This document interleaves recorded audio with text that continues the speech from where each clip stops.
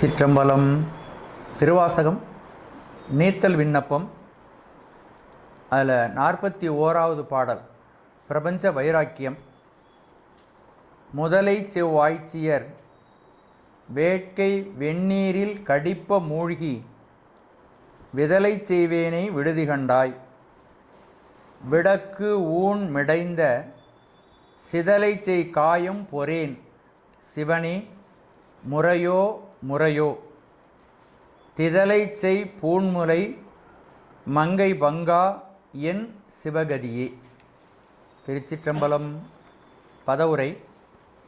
திதலை செய் பூண்முலை மங்கை பங்கா. தேமல் படர்ந்த அணிகலன்கள் விளங்குகின்ற மார்பகத்தை உடைய உமையம்மையை ஒரு கூற்றில் உடையவனே.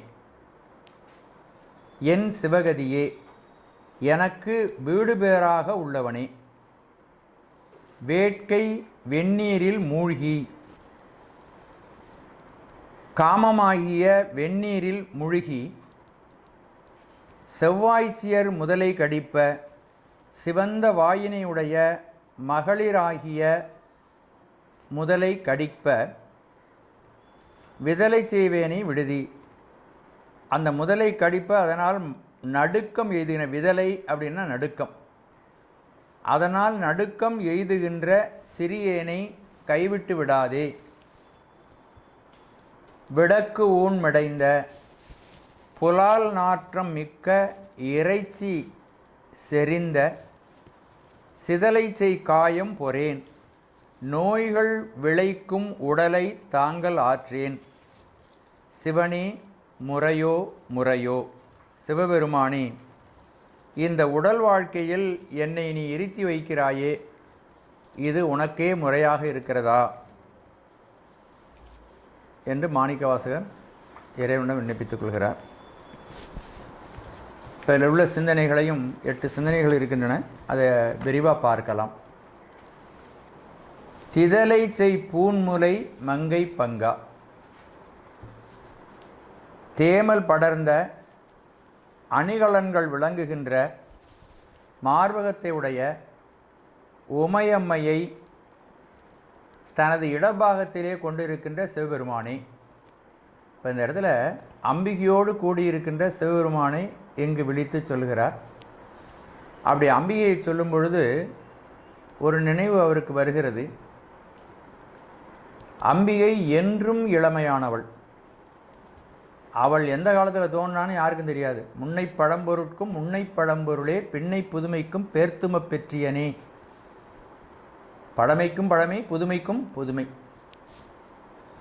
இந்த பிரபஞ்சம் அனைத்தையும் அன்னையே இன்று இவற்றை புரந்து வருகிறாள், காப்பாற்றி வருகிறாள். ஆனாலும் அன்னை எப்பொழுதும் இளமையாகவே இருக்கிறார். அந்த செய்தியை தான் சொல்கிறார். இது இலக்கியத்துக்காக சில சொற்கள் இங்கு சொல்லப்பட்டிருக்கின்றன, அதை நம்ம கவனத்தில் கொள்ள வேண்டியல. இந்த வரியினுடைய ஒட்டுமொத்த செய்தி என்னன்னா, அம்பிகை என்றும் இளமையாக இருக்கிறாள்.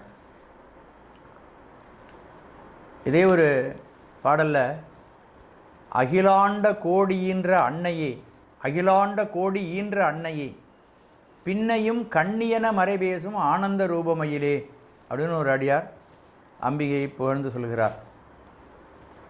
இவ்வளவு புவனத்தையும் அவள் தான் ஈன்றாள். ஜனனி ஜனனி ஜெகத் ஜனனி அப்படின்னு சிறப்பாக அவள் போற்றப்படுகிறாள். இருந்தாலும் மிக இளமையாக இருக்கிறாள், என்றும் அவள் கண்ணியாகவே இருக்கிறாள் அப்படிங்கிற கருத்தை இந்த செய்தியில் சொல்கிறார். இப்போ அதை விரிவாக பார்க்கலாம். திதலை, திதலைன்னா தேமல்னு அர்த்தம். பென்சிலால் கூட குறிச்சிக்கலாம். நீங்கள் மறுபடியும் நீங்கள் படித்தா பொருளோடு அதை உணர்ந்து படிக்கிறதுக்கு நம்ம இந்த வகுப்பு நமக்கு உதவணும். திதலை தேமல்.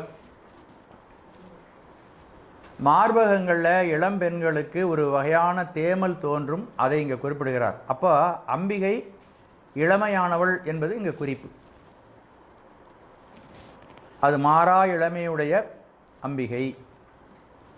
அதோடு கூட பக்தர்கள் தாம் காணுகின்ற தெய்வத்தை ஒவ்வொரு நாளும் மிக மிக அழகுபடுத்தி பார்க்க விரும்புகிறார்கள். அதனால் சுவாமிக்கு ஆடை ஆபரணங்களை எல்லாம் நிறைய அணிகிறார்கள். அதனால் பூண்களாலே அழகுபடுத்தப்பட்ட மார்பகங்கள். அப்படிப்பட்ட அம்பிகையை தனது இடபாகத்திலே கொண்டிருக்கிறான். அம்பிகை பேரருளின் உருவம். அந்த பேரருளின் துணை கொண்டுதான் நாம் சிவபெருமானையும் அடைய முடியும். சிவபெருமானுடைய அருள் இல்லைன்னா, அவனுடைய கருணை இல்லைன்னா சிவபெருமானையும் நாம் அடைய முடியாது. அதனால் தன்னுடைய பாதி பகுதியிலே அம்பிகையை அவன் வைத்திருக்கிறான் என்ற செய்தியை இங்கு சொல்லுகிறார். இறைவனுக்கு 8 குணங்கள் இருக்கின்றன. அதை நம்ம திரும்ப திரும்ப சொல்லியிருக்கிறோம். அது திரும்ப திரும்ப சொல்வதற்கு காரணம் என்னன்னா, அந்த குணங்களும் நம்முடைய மனதிலே பதிந்து நம்முடைய தியானத்துக்குரிய பொருளாக அது மாற வேண்டும். எப்பொழுதெல்லாம் நல்ல விஷயங்களை பற்றி நாம் சிந்திக்கிறோமோ அப்பொழுது அந்த நல்ல விஷயமாகவே நாம் மாறி அமைகிறோம். சிவனையே நினைத்திருந்தால் நாம் சிவமாம் தன்மை எய்துகிறோம். அதுதான் சிவோகம் பாவனைன்னு பேர். ஓயாதே உள்குவார் உள்ளிருக்கும் உள்ளானை. யார் சிவபெருமானை ஓயாமல் நினைக்கிறார்களோ அவர்களுடைய உயிரிலே சிவபெருமான் குடியிருப்பான். குடியிருக்கிற இடம் எது அப்படின்னா, கைலாயமா அல்லது திருக்கோயில்கள் ஒவ்வொன்றுமா அப்படின்னா, சாமி ரொம்ப விரும்பி குடியிருக்கிறது நம்முடைய ஹிருதய குகையில், உயிராகிய குகையில் அவன் இருக்கிறான். தில்லை மூதூர் ஆடிய திருவடி பல்லுயிரெல்லாம் பயின்றனாகி. தில்லை அம்பலத்திலே சிவபெருமான் நடனமாடிக்கொண்டிருக்கிறான் என்று நாம் புறத்திலே பார்க்கின்றோம். ஆனால் அந்த சிவபெருமான் ஒவ்வொரு உயிரிலும் நடனமாடுகிறான். தில்லை மூதூர் ஆடிய திருவடி பல்லுயிரெல்லாம் பயின்றனாகி. அப்போ சிவபெருமான்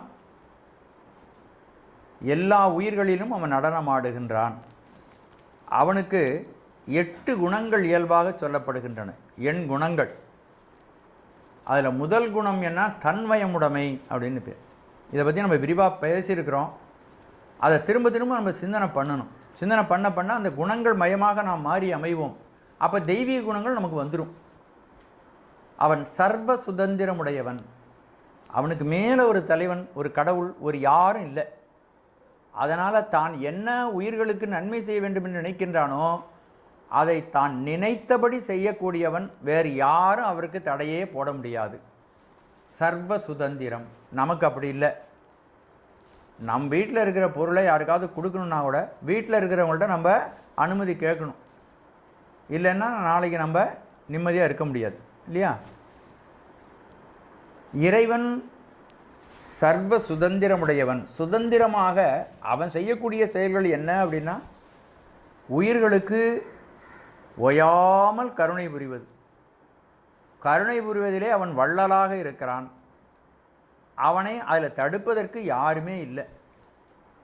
இப்படி அவன் செய்யக்கூடிய பஞ்ச கிருத்தியங்கள், அவன் உயிர்களுக்காக இந்த உடலை படைக்கிறான், சில காலம் வைத்திருக்கிறான், அதற்கு வயது முதிர்ந்த பொழுது அதை துடைத்து தள்ளுகிறான்.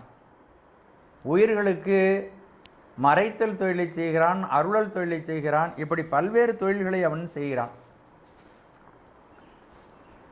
இதெல்லாம் சுதந்திரமாக செய்கிறான். தன்வயம் உடைமை. இந்த குணத்தை பற்றி நாம் ஆழமாக சிந்தித்து பார்க்க வேண்டும். இப்படி 8 குணங்கள் இருக்கின்றன. ஒவ்வொன்றை பற்றி நம்ம விரிவாக சிந்திக்கலாம். அடுத்தது இயற்கை உணர்வு. நமக்கெல்லாம் யாராவது அறிவுறுத்தினால், அறிவித்தால் தான் நம்மாலே அறிய முடியும். ஆனால் சிவபெருமானுக்கு யாரும் அறிவிக்க வேண்டியதில்லை. தானாகவே அவனுக்கு எல்லாம் தெரியும். அது இயற்கை உணர்வு என்று அதற்கு பெயர். மூன்றாவதாக அவனிடம் ஒரு குணம் இருக்கிறது. முற்றும் உணர்ந்தவன். தானே எல்லாவற்றையும் அறிவான். அதோடு கூட எந்த விஷயமாக இருந்தாலும் முழுமையாக அவனுக்கு தெரியும். நமக்கெல்லாம் எந்த பொருளை பற்றியும் அறகுறையாக தான் தெரியும். ஆனால் இறைவனுக்கு எப்படி தெரியும்? இது இப்படி இருக்குது, என்னவா ஆக போகுது என்று அந்த பொருளை பற்றிய எல்லா செய்திகளும் அவருக்கு தெரியும். முற்றுணர்வு உடையவர். இதெல்லாம் நம்ம விரிவாக பேசியிருக்கோம். அதனால் சுருக்கமாக தான் நான் சொல்கிறேன். 4வது குணமாக தூய உடம்பு உடைமை. நம்முடைய உடம்பு அழுக்குகள் நிறைந்தது. ஒவ்வொரு நாளும் நம்மை தூய்மை செய்து கொள்ள வேண்டும். உடம்பில் இருக்கின்ற கழிவுகள் வெளியேற்றப்பட வேண்டும். ஒவ்வொரு நாளும் குளிக்கணும். அப்படியெல்லாம் வாய் இருக்குன்னா அதை நம்ம காலையில் பல் துலக்கணும். ஒவ்வொரு நாளும் நம்மை தூய்மை செய்து கொண்டே இருக்கிறதுனால தான் பக்கத்தில் ஒருத்தர் நாளும் நம்மளோட உட்கார முடியுது. ஆனால் இறைவனுக்கு அவனுடைய திருமேனி அருளால் உண்டானது. அதனால் அவன் தூய்மையான திருமேனியை உடையவன். 4வது குணம் தூய உடம்பு உடைமை. 5வது குணம் இயல்பாகவே பாசமின்மை. நம்ம எந்த பொருளோடு நாம் உறவு கொண்டாலும் அந்த பொருளோடு பாசம் வைத்து விடுவோம், பற்று வைத்திருவோம். இறைவன் எல்லாவற்றோடும் இணைந்திருப்பான், ஆனால் ஒரு பொருளோடும் அவன் கலக்க மாட்டான். சேர்ந்தறியா கையான் என்று மணிவாசக பெருமான் அதை சொல்லுவார். 6வது குணம் பேரருள் உடைமை. அவனுடைய குணங்களில் மிகச்சிறந்தது எதுன்னா கருணை தான். சிவபெருமான் அப்படிங்கிறத விட கருணை அப்படின்னு சொல்லலாம். கருணை தான் அம்பிகையாக இருக்கிறாள். சிவபெருமானுக்கு கருணை எங்கே இருக்குன்னா அந்த கருணைக்கு பேர் தான் அம்பிகை. அம்பிகை வேறு, சிவன் வேறு இல்லை. அவனிடம் இருக்கின்ற குணம், அந்த குணத்தை உடையவன் சிவபெருமான். பேரருடைமை அவனுடைய குணம். அடுத்தது முடிவில்லா ஆற்றல். இப்போ நம்ம சென்ற பாடலில் கூட அதை பற்றி சொல்லியிருக்கேன். நம்முடைய ஆற்றலுக்கு எல்லை உண்டு. எந்த ஆற்றலாக இருந்தாலும், உடல் ஆற்றலாக இருந்தாலும், மன ஆற்றலாக இருந்தாலும் அதுக்கு எல்லை உண்டு. சிவபெருமான ஆற்றலுக்கு எல்லை இல்லை. நம்மால் நம்ம ஒரு அறையில் உட்கார்ந்துருக்கிறோம். இந்த அறையை நம்மால் தூக்க முடியுமா? நினச்சி பாருங்கள். ஒரு மனிதனால் தூக்கவே முடியாது. நமக்கு ஆற்றல் நம்முடைய உடலுக்கு எவ்வளோ வலிமை இருக்கோ அவ்வளோதான் தூக்க முடியும். ஒரு 25 கிலோ தூக்கலாம் மேக்சிமம். என்னை போல் இருக்கிறவங்க அதை விட தூக்க முடியாது. ஆனால் இந்த பிரபஞ்சம், இந்த பூமி தான் சின்னது. இதுக்கு மேலே இங்கே இருக்கின்ற உபகிரகங்கள், நவகிரகங்கள் எவ்வளோ இருக்குன்னு பாருங்கள். இந்த நவகிரகங்களுக்கு தந்தையாக இருக்கக்கூடிய சூரியன், சூரிய மண்டலத்தில் இருக்கின்ற கிரகங்கள். நம்மளை சூழ்ந்து இந்த சூரியம் இருக்கக்கூடிய இந்த பகுதிக்கு பால்வழி மண்டலம்னு பேர். இந்த பால்வழி மண்டலத்திலே நம்மை போன்ற பல நூற்றுக்கணக்கான பூமிகள் சுற்றி கொண்டு இருக்கின்றன, பகுதிகள் சுற்றி கொண்டு இருக்கின்றன. இப்படி பால்வழி மண்டலங்கள் ஏராளமாக இருக்கிறது. 224 புவனம் என்று நம்முடைய சாஸ்திரம் சொல்லுகிறது. ஒவ்வொரு புவனத்திற்கும் ஆயிரக்கணக்கான அண்டங்கள் இருக்கின்றன. அப்போ இவ்வளதையும் தொகுத்து பார்த்தா எவ்வளவு இருக்குன்னே யாராலும் இதுவரையிலும் கண்டுபிடிக்க முடியல. விஞ்ஞானிகளால் கூட எவ்வளவு அண்டங்கள் இருக்கின்றன, அண்டத்தினுடைய எல்லை எங்கே போகுதுன்னு யாராலும் கண்டுபிடிக்க முடியும். இந்த அண்டம் ஓயாது விரிந்து போய்கொண்டே இருக்கிறது. எவ்வளவு எல்லை என்று யாராலும் கண்டுபிடிக்க முடியவில்லை. ஒளியினுடைய வேகத்தை விட வேகமாக அது விரிந்து கொண்டிருக்கிறது. அதை எக்ஸ்பேண்டிங் யூனிவர்ஸ்னு சொல்கிறாங்க. நம்மளால் ஒரு 25 கிலோவே தூக்க முடியல. ஆனால் இவ்வளவு பெரிய அகில பிரபஞ்சத்தையும் தனது மடியிலே அவன் சுமந்து கொண்டிருக்கிறான். அவனுடைய ஆற்றலுக்கு எல்லையே இல்லை. அதனால் அளவில் ஆற்றல் உடைமை என்பது 8வது குணம். அதில் ஒரு குணம் என்னன்னா அருளுடைமை. அதுதான் அவனுடைய 8 குணங்களில் முக்கியமான குணம். இந்த அருளுடைமையாக வைத்திருக்கிறான். அந்த அருளுடைமையின் காரணமாகத்தான் இந்த பிரபஞ்சத்தையே அவன் நடத்தி கொண்டிருக்கிறான். கருணையே சிவபெருமானுடைய உருவம். கூத்தன் குணம் பரவுதல் அப்படின்னு மணிவாசகர் சொல்லுவார். கூத்தனுடைய குணம் என்ன? கருணையோடு இருத்தல். தன்னுடைய ஆளுகைக்குட்பட்ட உயிர்களுக்கு கருணை செய்தல். திதலை செய் பூன்முலை மங்கை பங்கா என் சிவகதியே, நீ அருளுடைமையே இடது பாகத்திலே வைத்து கொண்டு இந்த பிரபஞ்சம் அனைத்தையும் உன்னுடைய கருணையினால் பரிபாலித்து கொண்டு வருகின்ற சிவபரம்பொருளே, எனக்கு வீடு பேராக சிவகதி. கதின்னா நாம் கடைசியாக சென்று அடையக்கூடிய இடம் கதி. வேற கதி இல்லையா அப்படின்னு சொல்லுவாங்க. உன்னையே கதியாக அடைந்தேன். ஆகவே இந்த உயிர்களெல்லாம் விரும்பியோ விரும்பாமலோ கடைசியில் யாரை சரணாகதி அடையணும் அப்படின்னா அது சிவபெருமானுடைய திருவடியைத்தான். நம்ம விரும்பலை அப்படின்னா இருக்கட்டும், என்றைக்கோ ஒரு நாளைக்கு நம்ம போகிற இடம் எதுவாக இருக்கும், அது சிவகதியாகத்தான், சிவனுடைய திருவடியாகத்தான் இருக்கும். நம்ம சிவகதின்னு சொல்கிறோம், ஆனால் இதே கருத்தை பிற சமயத்தில் உள்ளவர்களும் வீடு பெற்றி சிவகதி என்றே குறிப்பிடுகிறார்கள்.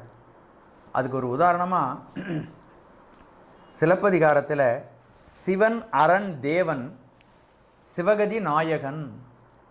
அப்போ சிவகதி என்பதை மோட்சம் என்ற அந்த சிவகதினே சமண சமயம் கூட குறிப்பிடுகிறது.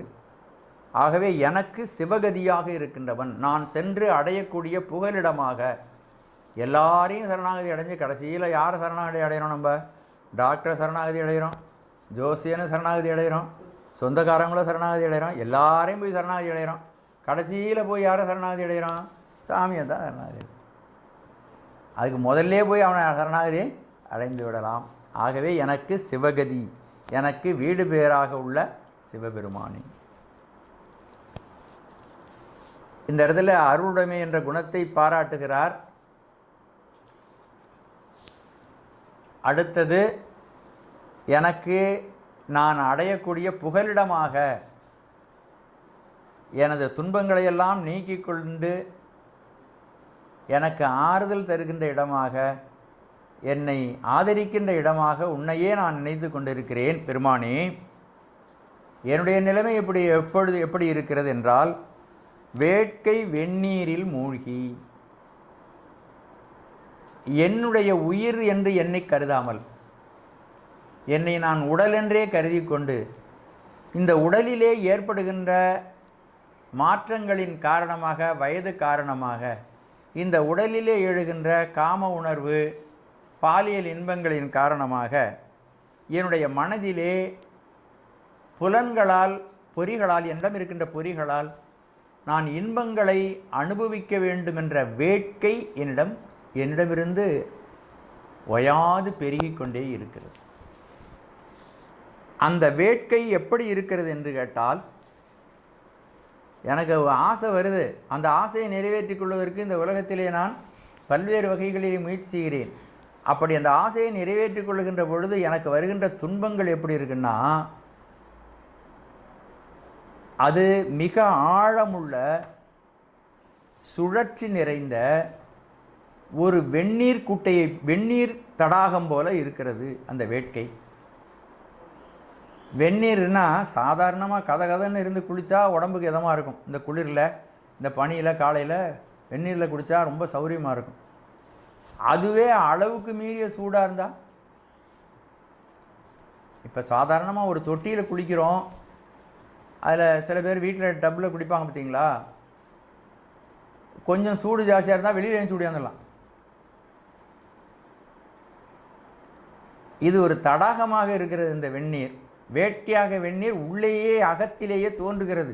அதை அனுபவிக்க வேண்டும் என்ற ஆர்வம், துடிப்பு, அது இல்லைன்னா நிம்மதியாக இருக்க முடியாதுங்கிற உணர்வு, அந்த மாதிரி உணர்வுகள் எந்த வேட்கையாக இருந்தாலும் அந்த வேட்கை அது வெந்நீரை போல இந்த உயிரை துன்பப்படுத்துகிறது. அந்த தடாகம் இருக்கிறதே, அது ஆழம் மிகுந்தது, அது சுழல் மிகுந்தது, அதிலிருந்து வெளியில் வர முடியாது. அப்படிப்பட்ட எண்ணம் என்னிடம் இருக்கிறது. இப்போ 2 விஷயம் நீங்கள் புரிஞ்சுக்கணும். என் மனதிலே விஷய சுகத்தை அனுபவிக்க வேண்டும் என்ற ஆர்வம் மனசுக்குள்ளே இருக்கு. வெளியிலையும் அந்த ஆசையை பூர்த்தி பண்ணுவதற்கான பொருள் வெளியில் இருக்கு. வேட்கை வெந்நீரில் மூழ்கி நான் இருக்கின்ற பொழுது,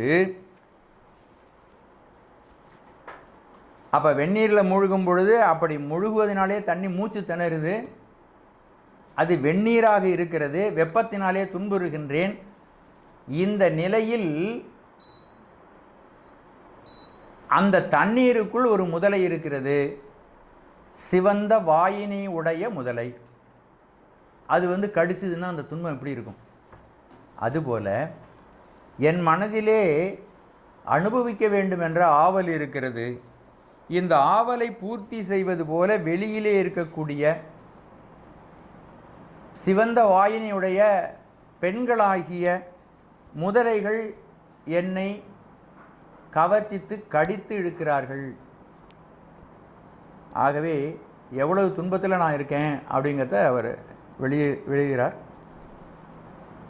அப்போ பெண்களாகிய முதலை கடிக்கிறதுன்னா அந்த காமத்தினாலே ஏற்படுகின்ற உடல் படபடப்பு, இரத்த அழுத்தம், அதனால் வரக்கூடிய நோய்கள், மிகுதியான புலன்களின் இன்பம் அனுபவிக்கும் பொழுது அதனாலே வரக்கூடிய உடலில் ஏற்படக்கூடிய நோய்கள், இதனாலே துன்பப்படுகிறார்.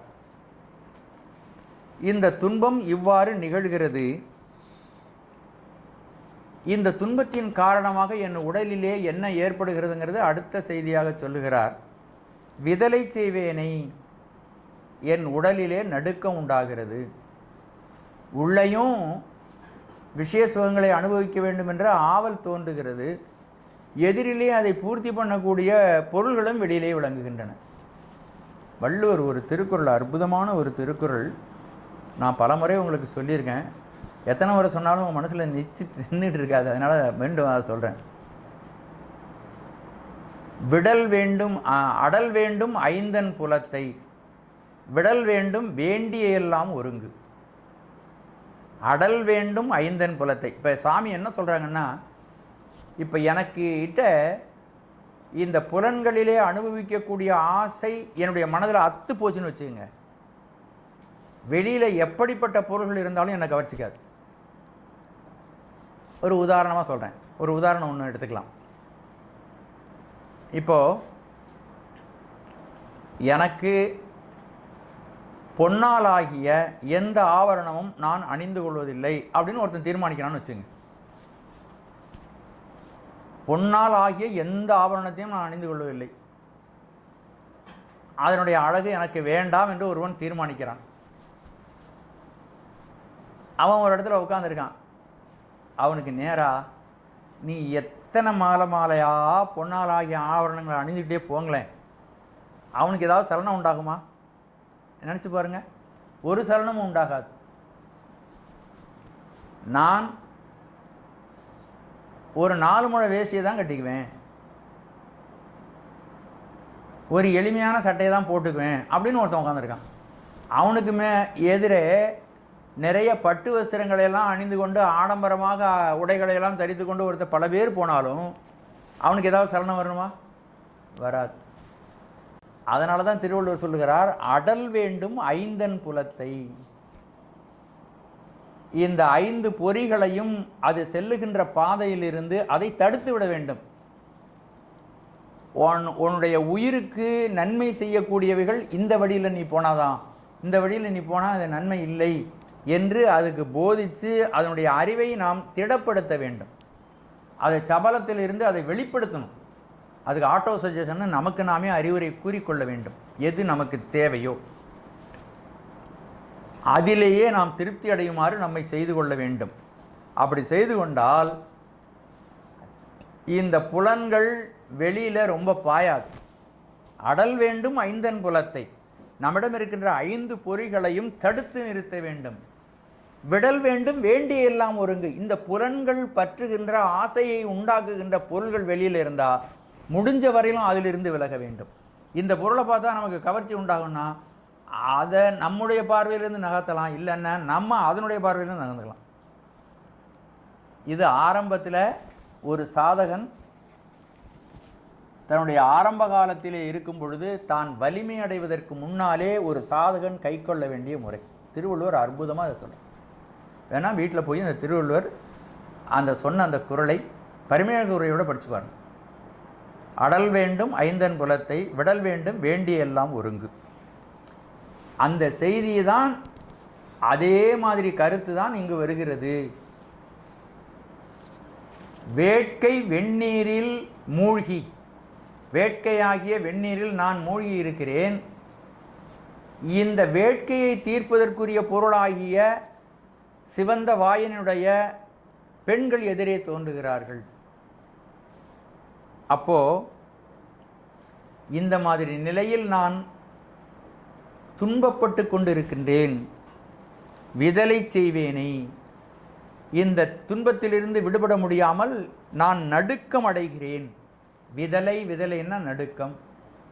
விதலை செய்வேனே, இப்படிப்பட்ட நிலையில் நான் நடுக்கம் அடைந்து கொண்டிருக்கின்ற என்னை பெருமானே, இவன் மனதிலே காமம் எழுகிறது.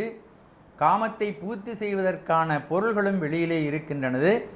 இப்பொழுது நடுக்கம் எய்தி இதனுடைய துன்பங்களை எல்லாம் சிந்தனை செய்து நடுக்கம் எய்திலிருந்து விலக வேண்டும் என்று நான் நினைக்கின்றேன். ஆகவே இந்த நினைக்கக்கூடிய என்னை கைவிட்டு விடாதே, என்னை காப்பாற்று. மாணிக்கவாசகர் நமக்காக தான் சொல்றார். விடக்கு ஊன் மிடைந்த, அதோடு இந்த மனதிலே பாழ்பட்டு போகின்ற ஆசைகள் நிறைந்து இருக்கின்றன. என்னுடைய உடல் எப்படிப்பட்டது? இந்த உடலால் தானே அந்த சுகங்களை நான் அனுபவிக்க வேண்டும். இந்த உடல் எப்படிப்பட்டது அப்படிங்கிறத, இதுதான் மெய் உணர்வு, மெய்யை அறிதல், விபரீத உணர்வுகளிலிருந்து நீங்குதல். ஏனென்றால் இந்த நூல்களெல்லாம் நமக்கு உண்மையை போதிக்கின்றன. உடலினுடைய உண்மைத்தன்மையை இது நமக்கு சொல்லுகிறது. விடக்கு ஊன் மிடைந்த, ஊன்னா இறைச்சி, விடக்குன்னா புலால் நாற்றம் வீசக்கூடிய உடல், தசை. புலால் நாற்றம் வீசக்கூடிய தசைகள் பொருந்திய, மிடைந்தன்னா பொருந்திய, செறிந்துள்ள இந்த உடல். விடக்குன்னா புலால் வாடை. நம்ம உடம்புல இருக்கக்கூடிய இந்த தசையிலிருந்து வரக்கூடிய வாசனைக்கு புலால் வாசனைன்னு பேர். அதை சாதாரணமாக அதிலிருந்து வருகின்ற அந்த மனம் இருக்க, அது ஒருவராலே சகிக்க முடியாது. நம்ம ஒரு மருத்துவமனைகள்லாம் போய் பார்த்தா நமக்கு தெரியும். புண்கள் நிறைந்த உடல்.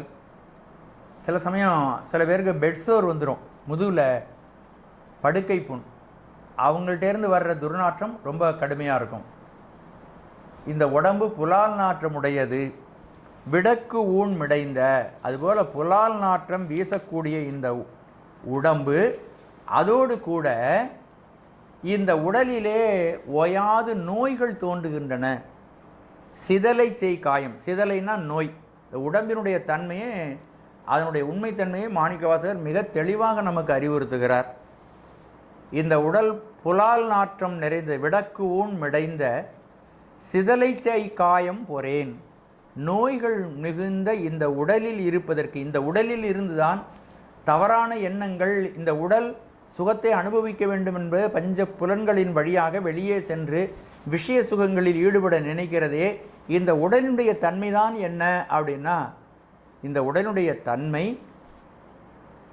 புலால் நாற்றம் வீசக்கூடிய இந்த உடம்பு, இந்த தசைகள். இந்த புலால் நாற்றம் வீசக்கூடிய உடம்பு இந்த சுகங்களையெல்லாம் அனுபவிக்க வேண்டிய தகுதியோடு இருக்கிறது என்றால் இல்லை. இதிலே நோய்கள் பல நிறைந்திருக்கின்றன. சிதலை செய் காயம். ஆகவே புலால் நாற்றம் வீசக்கூடிய நோய்கள் நிறைந்த இந்த உடம்பிலே, இந்த காயம்னா உடம்பு, இந்த உடம்பிலே இருப்பதற்கு என்னால் இயலவில்லை அப்படின்னு சொல்கிறார். பல இடங்களில் உடம்பினுடைய இழிவை மாணிக்கவாசகர் பல இடங்களிலேயே சொல்லுவார். சீவார்ந்து ஈமொய்த்து அழுக்கொடு திரியும் சிறுகுடில் இது சிதைய, கூவாய் கோவே காத்தாட்கொள்ளும் குருமணியே.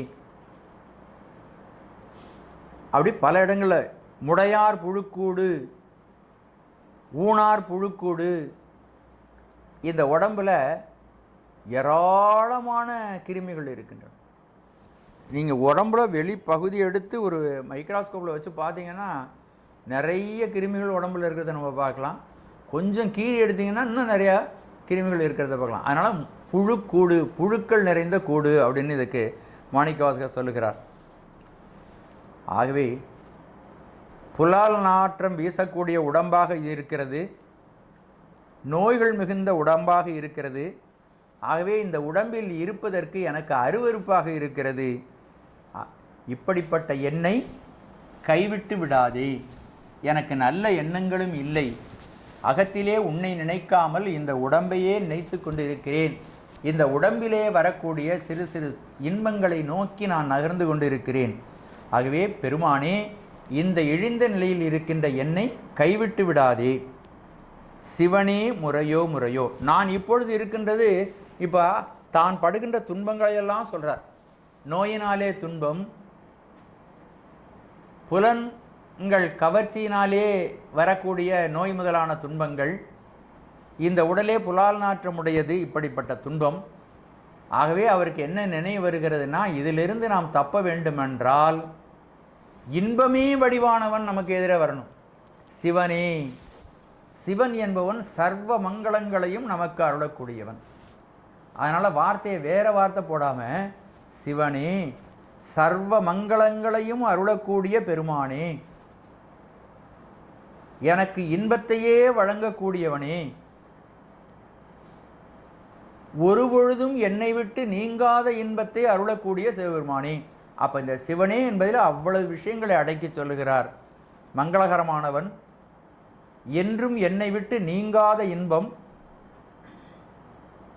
சாஸ்வதமான நிரந்தரமான இன்பத்தை தரக்கூடியவன். அதனால் என்ன பேர் சொல்லி அழைக்கிறார்? சிவனே. முறையோ, இந்த உடல் வாழ்க்கையில், இப்படிப்பட்ட அருவருப்பான உடல் வாழ்க்கையில் என்னை வைத்திருப்பது முறையாகுமோ? பேரின்பமாகிய மங்களத்தை தரக்கூடிய சிவபெருமானே, இது உனக்கே சமாதானமாக இருக்கிறதா? உன்னையே நம்பியிருக்கின்ற ஏழை அடியாராக இருக்கக்கூடிய என்னை இந்த உடலிலே வைத்து விடக்கூன் மிடைந்த உடல், சிதலைச்சை காயம், நோய்கள் மிகுந்த உடம்பு, இதிலே இருத்தி வைப்பது உனக்கு முறையாக இருக்கிறதா? உனக்கே இது சமாதானமாக இருக்கிறதா? என்னை ஏன் இப்படி வைத்திருக்கிறாய் என்று பெருமானிடம் விண்ணப்பித்து கொண்டு, என்னை நீ கைவிட்டு விடாதே, என்னை இவற்றிலிருந்தெல்லாம் காப்பாற்றி உன்னுடைய திருவடியாகிய பேரானந்தத்தில் என்னை அமிழ்த்தி வை. ஏனென்றால் என்னாலே அந்த பேரானந்தத்தை என்னுடைய முயற்சியினாலே அடைய முடியாது பெருமானே. உன்னுடைய திருவருள் ஒன்றே என்னை காப்பாற்ற வேண்டும். நாயிற்கடையாம் நாயேனை நயந்து நீயே ஆட்கொண்டாய், மாயப்பிறவி உன்வசமே வைத்திட்டிருக்கும் அது அன்றி, ஆயக்கடவேன் நானோதான் என்னதோ இங்கு அதிகாரம், காயத்திடுவாய் உன்னுடைய கடற்கீழ் வைப்பாய் கண்ணுதலி. எல்லாவற்றுக்கும் நீயே கர்த்தாவாக விளங்குகிறாய். சிவபெருமானே, எனக்கு இந்த துன்பத்திலிருந்து என்னை காப்பாற்று. இப்போ இந்த பாட்டில் சொல்லக்கூடிய விஷயங்கள் அப்படியே தொகுத்து பார்க்கலாம். காமமாகிய உணர்வு வெந்நீராக, ஆழமாகிய சுடல்கள் மிகுந்த வெந்நீராக, மீண்டு வர முடியாத வெந்நீராக என்னை துன்புறுத்துகிறது. அதிலே சிவந்த வாயினுடைய பெண்களாகிய முதலைகள் அந்த வெந்நீரிலே இருக்கும் பொழுது கடித்து மேலும் என்னை துன்பப்படுத்துகிறது. என்னுடைய உடலோ புலால் நாற்றம் மிகுந்த உடல், இதிலே நோய்கள் மிகுந்திருக்கின்றன. ஆகவே இந்த காயத்தில், இந்த உடம்பில் இருக்க எனக்கு விருப்பமில்லை. பெருமானே, உன்னுடைய திருவடிக்கு வந்து பேரானந்த பெருவாழ்வில் திளைத்திருக்க நான் விரும்புகிறேன். சிவபெருமானாகிய நீ சர்வ மங்களங்களையும் எனக்கு வழங்க வல்ல பெரிய கடவுள். ஆகவே இந்த துன்பத்திலிருந்து நீக்கி இன்பப் பேராகிய உனது திருவடி பேற்றினை எனக்கு வழங்கி என்றும் என்னை விட்டு நீங்காத வீடு பேற்றினை தந்தருள்வாயாக அப்படின்னு இந்த பாடலிலே சொல்லுகிறார். இதில் பிரபஞ்ச வைராக்கியம் சொல்லப்படுகிறது. விடக்கு ஊன் மெடைந்த சிதலைச்சை காயம் பொறேன். புலால் நாற்றம் வீசக்கூடிய நோய்கள் மிகுந்த இந்த உடம்பிலே இருப்பதற்கு எனக்கு விருப்பமில்லை என்று இந்த பிரபஞ்சத்தை, அதிலே உள்ள பற்றை வெறுத்து சொல்வதினாலே பிரபஞ்ச வைராக்கியம் என்ற கருத்து இந்த பாடலில் மிக தெளிவாக நமக்கு அறிவுறுத்தப்படுவதை நாம் தெளிவாக உணர்ந்து கொள்ளலாம். பாட்டை மீண்டும் ஒரு முறை பார்க்கலாம். முதலை செவ்வாய்ச்சியர் வேட்கை வெந்நீரில் கடிப்ப மூழ்கி, விதலை செய்வேனை விடுதி கண்டாய், விடக்கு ஊன் மிடைந்த சிதலைச்சை காயம் பொறேன், சிவனே முறையோ முறையோ, திதலைச்சை பூன்முலை மங்கை வங்கா என் சிவகதியே. திருச்சிற்றம்பலம்.